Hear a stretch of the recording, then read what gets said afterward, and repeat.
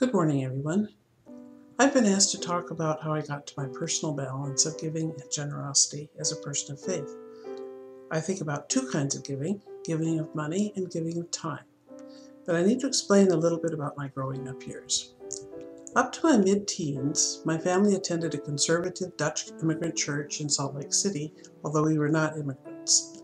At that time, in heavily Mormon Salt Lake City, people in my church tended to feel, embattled. In that context, my parents' financial giving was primarily to the church. That pattern continued as my family moved around to other places that were not quite so insular.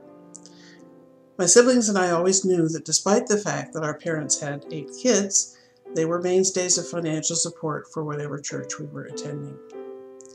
My husband David came from a similar background. In fact, the photos behind me are some of our Dutch Calvinist ancestors. Anyway, financial giving has a family history for both of us. We both grew up understanding that that is what faithful believers do. The more interesting path for me has had to do with volunteering one's time, because I did not have much of a role model for that. During my youth, my talented mother was always the church organist, but I never even knew if she was paid. And my father was always one of the church elders. But children and youth were not involved in any kind of work for the church or the community except possibly for canvassing in the community for Vacation Bible School. There were no volunteer opportunities to serve the community at large because there really wasn't any attempt to serve the community at large.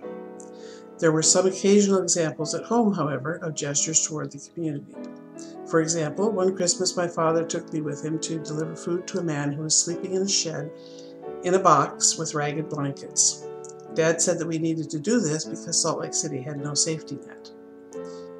However, instances like that were relatively few. I now believe that Christians have a mandate not only to support the church, but also to promote the welfare of our neighbors both near and far.